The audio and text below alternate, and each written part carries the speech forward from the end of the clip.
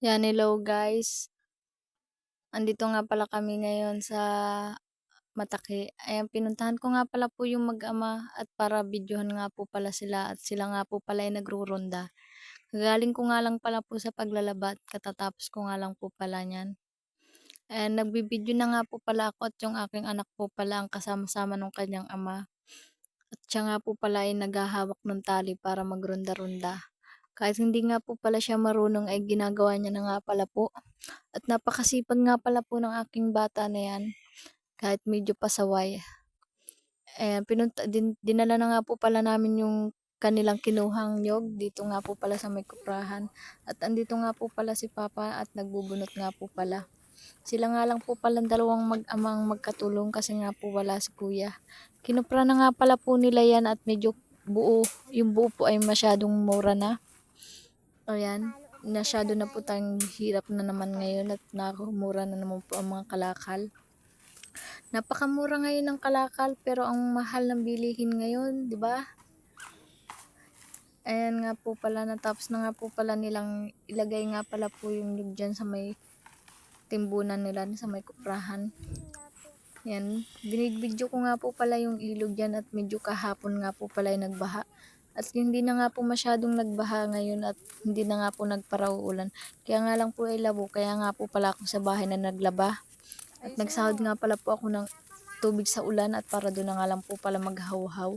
At dito ko na nga rin pala sa bahay pinukpukan, hindi ko na nga po pala sa inyo pinakita ang video. Baka naman sabihin nyo ay nagsisipag-sipagan na ako. Kaya hindi ko na siya pinakita sa camera. And then, yan na nga lang po palang mga ilog-ilog at paligid na nga lang po ang aking pinakita. At ito na nga po palang aking bulilit na anak na pagkakulit-kulit. And then, yan nga po pala. Paikot na nga po pala kami para bumalik dun sa kanila kukuhaan ng nyog. Ayan na naman nga po pala at yung aking anak ay may dalang pamalo para daw po bumilis yung kanyang kabayo. Sabi ko naman ay baka naman pag tumakbo yan hindi ka naman makahabol. Ano yan na nga po pala yung dalawang mag-ama. Nagtatalo na nga po pala gawa ng gusto nga po palang kuhain ng aking anak yung pamalo.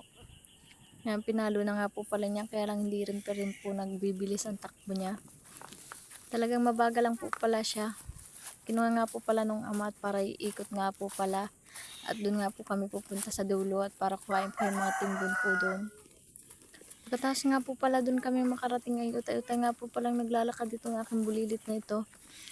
Ibinigay nga po pala sa kanya ng ama yung tali. At pagkabigay nga po pala ng tali ay binalik din niya po sa kanyang ama kasi mahirap-hirap po ang daan dyan, baka hindi daw niya kayanin. Ay na nga po pala, ay binabad niyan. Pinauna na nga po pala nung ama niya. Tumigil pa nga pala po yung kabayo at ayaw po lumakad. Medyo hindi pa nga po pala marunong yung aking anak para sabihan ng hi. Kaya nga po pala inabot na nga niya sa kanyang ama. At medyo maputik-putik nga po pala dito. Nandito na nga po pala kami sa may baba, sa may gabihan.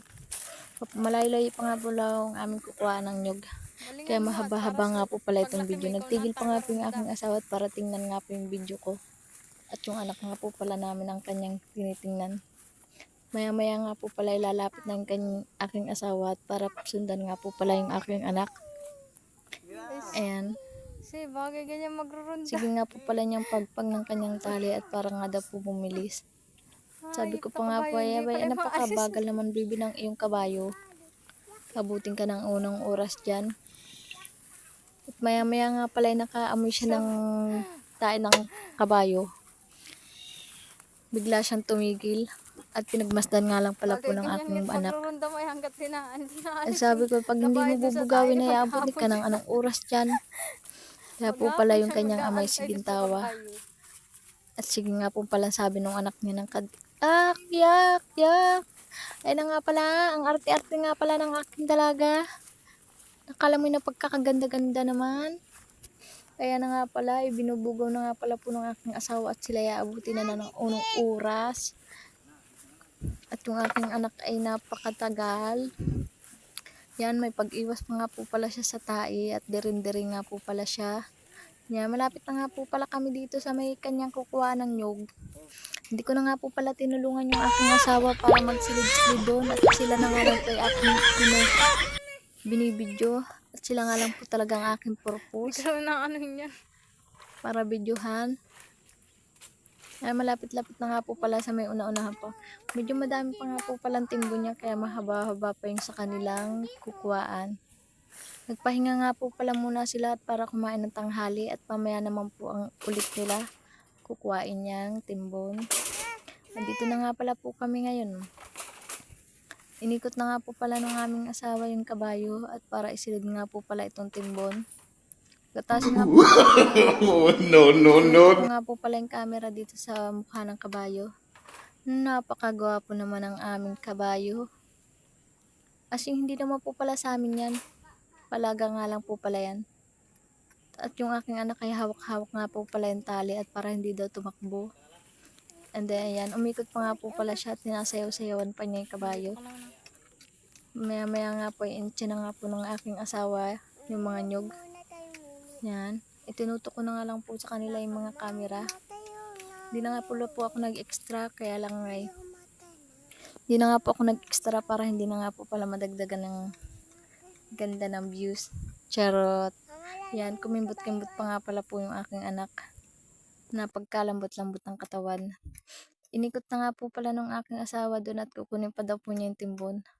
Nagtatawa pa nga po pala siya. At sabi niya nga doon sa anak niya na dito ka na muna, antay mo na muna ako. At may kukunin pa ako.